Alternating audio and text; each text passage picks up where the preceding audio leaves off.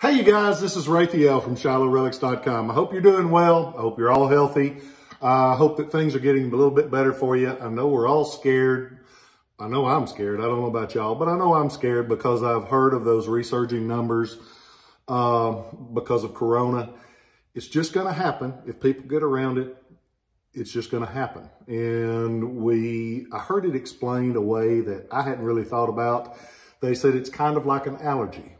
Some people, it doesn't bother as much, and some people it does. And unfortunately, we don't have a simple way to find out if you're going to be one of those that it bothers a lot until you get it. And I hope that you never get it. I hope if you do get it, you never realize you have it. But if you do, I'm going to keep a good thought for you. Everybody else is. We're just going to have to get through this. And I know, I wish there was a simpler way because I worry about my family just like you worry about yours. I worry about my mom and dad every day. But it's going to be okay. We're going to get through it. I am optimistic. Some people say foolishly optimistic, but I got my fingers crossed.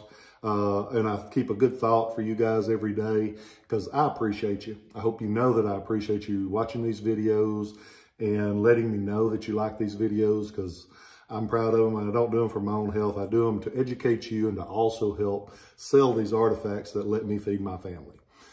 Today, we're going to talk about a piece that I have always enjoyed. When I was able to find one, I would try to buy it because they're a neat piece of American history. The sword is officially known as the Model 1833 U.S. Dragoon Saber. A dragoon, you hear that used a lot. It's a strong strike force of mounted riflemen. It's a dragoon. And they had their own special cavalry saber, is the Model 33. It's patterned, the brass guard on the sword is actually patterned after the British 1822 sword.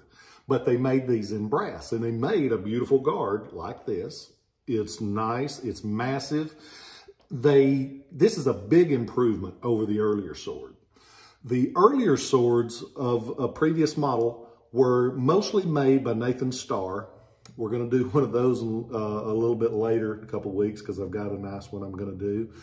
But they used those up until this model. The last of those swords were delivered in 1822, but there was no war going on. They had plenty to do them until this model was needed. This model, they made them from 1834 until 1839. This one was made in 1835. And we know that because at the base of the blade, they have a pin needle engraving, which is really neat. And because they are hand done, they all show up in a little bit different configuration.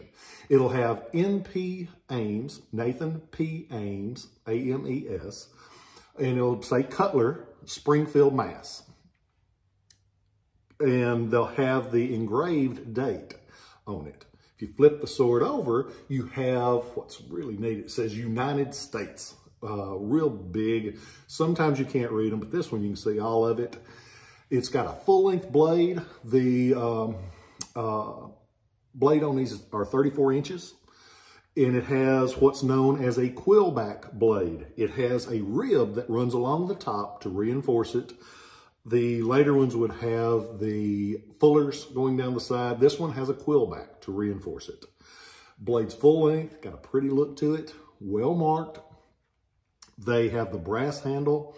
The grip on these is usually worn out, but this one is complete. And they're usually very pretty because most of the time they'll have a brownish tone to the leather. And this one has just a glossy look to the original leather. And it has the original wire. The wire on these is special because later on they do a double twist of just standard string brass wire. These, they use a spring style wire and it just looks cooler. It's something that they show up on these. The Model 1840, the next one, they get rid of it because evidently this was harder to use and more expensive. And speaking of expense, these swords were contracted at $8 a piece when they were brand new. If you broke down the parts, they total up to $10, but the contract was for $8 a piece. So they've had a little bit of inflation over the last couple hundred years. Most of the time, these are missing the scabbard. This one has a scabbard, and the scabbards are also a big improvement over that earlier model. The earlier model was a steel scabbard that had just a black paint coating over it that's referred to as Japan paint. These are browned. Makes them a lot prettier.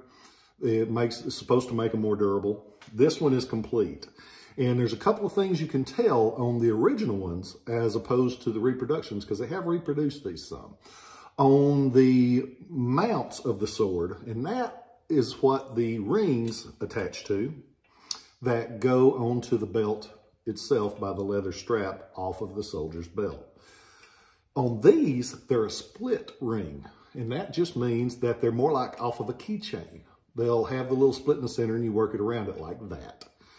But they're split rings. The reproductions, most all the time, they'll just use a regular ring on it.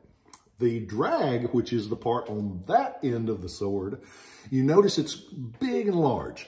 And these would be military inspected.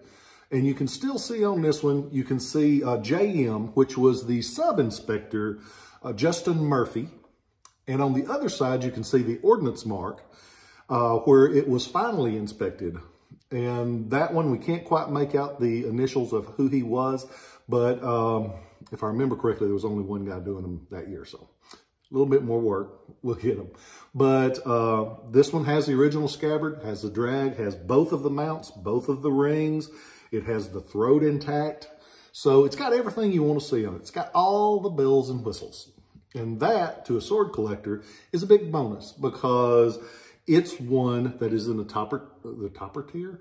And I'm going to have to go back to my trailer and learn my lines. It's one of the better ones you'll come across. And this one is pretty. It's complete tip to tip. As of right now, it is on ShilohRelics.com along with dozens of other swords of all kind, including the earlier models, the Star Cavalry. I've got one of those on there right now, at least one, I think. You can go on there, you can see those, you can compare them, you can learn, because these are meant for you to learn and for me to be able to retire someday. I hope we can accomplish both of those things because I'm very thankful to get to be here with you guys. I hope that you enjoy these half as much as I do because I do enjoy them. They give me a chance to share the things that I've learned over the years. And I want to say thank you to all those guys that took the time to help me learn. There's a list of them a mile long, but I'm very thankful for all of them. Larry Hicklin, Jerry Fatita, Joe Hale, Steve Sylvia. There's more than I could list if we did this for an hour. I would still be listing the people that have helped me get where I am today. I haven't forgot you guys. I love you guys. I'm very thankful for what I get to do, and I want to say thank you every time I do one of these videos. Sometimes I forget them, but I always am thankful. I hope that you guys are safe. I hope that you share a little bit of that kindness with people because we need it. God, we need it. There's so much anger in the world today that we've got to share a little bit of love because it's got to come from somewhere, because you ain't going to see it on the news most of the time, and you ain't going to see it on Facebook. You ain't going to see it a lot of places unless you specifically look for it. You've got to find the kindness wherever you can find it, because for some reason, there's a lot of folks that don't want us to see all the positive things in the world. I am blessed every day with my family. I'm blessed every day with my friends. I have someone that treats me better than I should ever be treated. And don't take those things for granted. It's a blessing that we get to be here another day. And I am blessed to get to be with you guys today. I hope you guys know that. Hope you have a great day. Remember you're loved, and I'll catch you next time.